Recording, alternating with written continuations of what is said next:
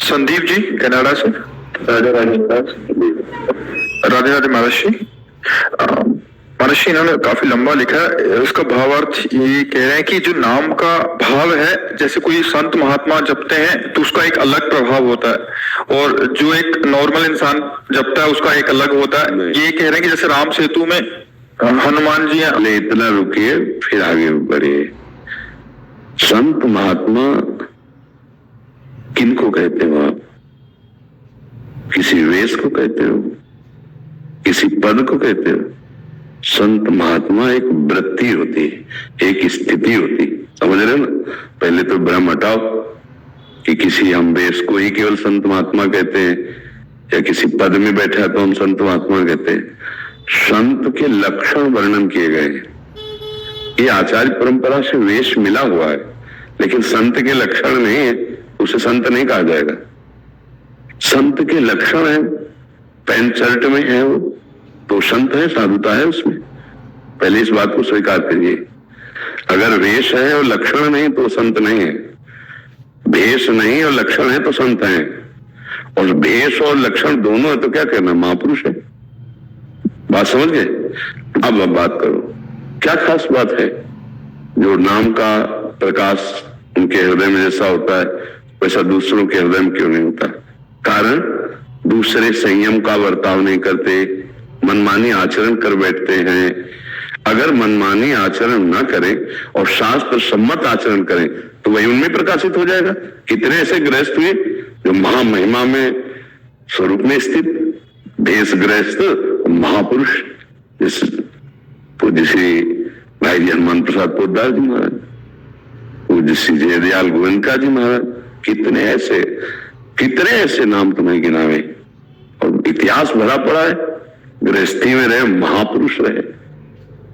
अब मनमानी आचरण करो, दो चार माला घुमाओ तो फिर कैसे? जी इनका वही था, कह रहे कि वो तो स्वयं सिद्ध है, दवाई तो दवाई है, चाहे डॉक्टर दे या कोई, असर एक जैसा क्यों नहीं होता? इसीलिए एक कुपथ्य और एक पथ्य से चल रहा है तो पथ्य वाले में ज्यादा असर करेगा और कुपथ्य वाले को परेशानियां घेर लेंगी, नहीं घेर लेंगी।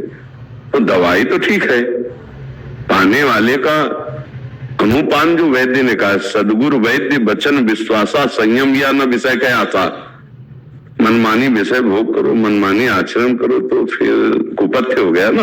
अब कुपथ्य होगा तो दवा तो बढ़िया है, अब आपको भारी विक्षेप पैदा कर देगी दवा, क्योंकि आप कुपथ्य कर रहे तो परेशानी पैदा होगी। फिर हो सकता है दवा में ऐसा दाव हो जाए कि इतने समय तक जप रहे कोई लाभ तो मिला नहीं। जो पथ्य से दवा का सेवन करता है तो रोग बड़ी जल्दी नष्ट हो जाता है, औषधि अपना प्रभाव दिखाती है। ऐसे सदगुरु के द्वारा प्राप्त जो नाम मंत्र है, उनके द्वारा जो निषेध किया गया कि ये नहीं करना, वो नहीं करना चाहिए, तो आप देखोगे फिर वही रंग आप में आ जाएगा, जो संत में आता वही आप में आ जाएगा। संत का तात्पर्य है जो भागवतिक लक्षणों से संपन्न, दैवी संपदावान, निरंतर भगवत चिंतन परायण। अब वो चाहे वेशधारी हो और चाहे गृहस्थ हो, उसमें थोड़ी अंतर है।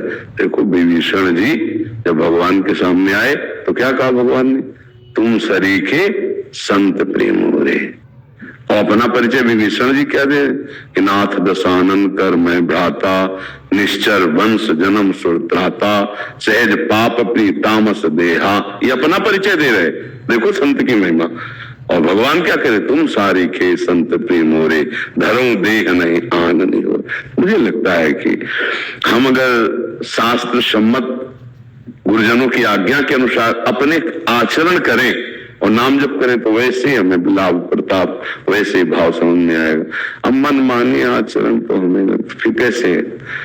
प्राय हम आचरणों में बड़ी कमी रख रहे हैं, चूक कर रहे हैं। आज जो है सत्संग भी सुना जा रहा है, साधन भी कुछ न कुछ किया जा रहा है, पर आचरणों में बड़ी चूक हो रही है। आचरण में चूक हो तो चलनी में गैया दुहे और दोष दयु को दे, हरिगुरु कहो न माने तो अपनो ही फल ले। चलनी समझते ना, आटा की चलनी। अब उसमें गाय दुही जाए, कहा जाए मेरे भाग्य में नहीं दूध बदा है, तो इसको मूर्खता कहा जाएगा कि भाग्य कहा जाएगा? मूर्खता कह जाएंगे ना। तो जो मनमानी आचरण है फिर वो आपको कभी उन्नति का अनुभव, कभी अध्यात्म का अनुभव ये नहीं होने देंगे। और आज मनमानी आचरणों की बाढ़ आ गई है। कौन भगवान की बात मानता है, कौन गुरुदेव की बात मानता है, कौन संत जनों की आज्ञा का पालन करना चाहता है। मन मानिया, जैसा मन बोले वैसे ही करना है, वही खाना, वही पीना, वही सोचना, वही समझना। कौन गुरु के वचनों के अनुसार चलता है। इसीलिए अगर गुरु वाणी पर हमारा विश्वास हो जाए और संत महात्माओं के जो आदेश उनके अनुसार, तो अभी आनंद आ जाए। ये तो हम मानने के लिए तैयार ही नहीं है कि जो संतों को मिलता है वो गृहस्थों को नहीं मिल सकता, ये हम मानने के लिए तैयार नहीं है। क्योंकि ये बाहरी वेशभूषा है, आंतरिक चिंतन आपका किस कोटि का है, उसी कोटि से आपकी उन्नति होगी आध्यात्मिक। बहुत से ऐसे आज भी गृहस्थ हैं जो संत हैं, बहुत से ऐसे गृहस्थ हैं हमारी जानकारी में है।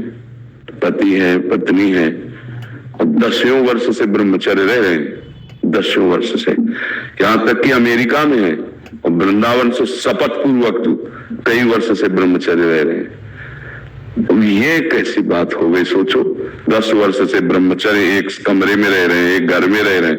ये छोटी मोटी साधुता है। और ऐसे एक ने 10-20 जोड़े होंगे ऐसे जो ब्रह्मचर्य से रह रहे हैं और साधना में लगे हुए, और पत्नी है, सब पूरा परिवार। आप उनको क्या कहेंगे? संत नहीं कहेंगे। सोचो, संयम से रह रहे हैं।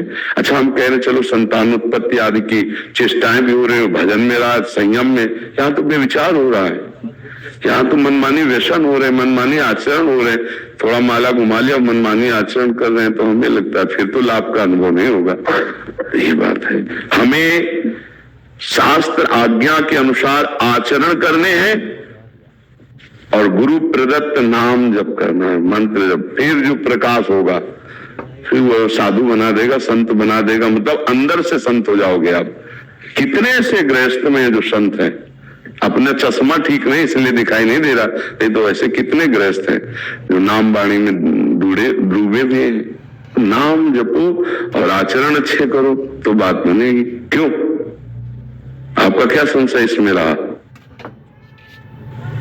महाराज जी इसके आगे कह रहे हैं, भागवत जी के एक श्लोक में उनका अनुवाद यह है कि महाराज जी, मेरे प्रिय उद्धव, जिस प्रकार धरती की आग लकड़ी को राख में बदल देती है, उसी प्रकार मेरी भक्ति मेरे भक्तों द्वारा किए गए पापों को पूरी तरह से जलाकर राख कर देती है। इनका प्रश्न है, व्यक्ति अपने पिछले कर्मों के कारण पीड़ित होता है, लेकिन श्री कृष्ण के उपयुक्त कथन के अनुसार यदि कोई व्यक्ति भक्ति सेवा अपनाता है तो ये जन्मों जन्मों के किए गए असीमित कर्मों को जला सकता है। लेकिन फिर भी महाराज जी, उस स्थिति में हम क्यों देखते हैं कि भक्त ने ऐसा किया, अपने जीवन में इतनी सारी समस्याओं से गुजरने के लिए वे आज जो कुछ भी सामना कर रहा है पिछले कर्मों के कारण है, उन्हें जला दिया जाना चाहिए। बस एक बार भक्ति सेवाओं में संलग्न होकर उन्हें शांति से भक्ति करने की। हाँ, उनको समझो, गोदाम जमा है संचित कर्म, क्रियमाण नया भजन बन रहा है, पाप बन नहीं रहे। पूर्व में जब इस शरीर की रचना हुई तो 2 कर्मों से रचना हुई, कुछ पाप का हिस्सा, कुछ पुण्य का हिस्सा। ये रच गया। इसमें है कि 10 वर्ष में ये घटना घटेगी, 20 वर्ष में, 40 वर्ष में, 80 वर्ष में, ये पहले से निश्चित हो गया। अब जब हम भजन मार्ग में चले, भगवान की भक्ति की, तो जो हमारा गोदाम जमा है कर्मों का, संचित कर्म, भगवान ने सब भस्म कर दिया। जो नया है वो भगवान को समर्पित है, इसलिए वो हमको बांध नहीं पाएगा। जिससे शरीर की रचना हुई है, भगवान के भजन बल से उसको हम भोगते हुए पार करते चले जा रहे हैं, समस्या है ही नहीं। जो छूट गया है तीर, अब उसे तूड़ीर में वापस नहीं लाया जाता। भगवान ने हमारी शरीर की रचना जब की तो 2 कर्मों से की, पाप और पुण्य दोनों। उस समय हम कोई भजन तो कर नहीं रहे थे, तभी तो हमसे पाप और पुण्य 2 ही कर्म हुए, भजन तो बना नहीं। अब हमें भगवान ने अपनी कृपा से मानो दे दिया। अब इसमें दुख सुख आएंगे जो पहले रच गए, पर जो हमारा स्टॉक जमा है उसे भगवान भस्म कर दिए। जो नया कर्म, नई खेती है, वो भगवान को अर्पित है, वो हमें बांध नहीं पाएगी। लेकिन जो प्रारब्ध रचना शरीर की हुई है, उसको बड़े बड़े सिद्धों को भोगना पड़ा है।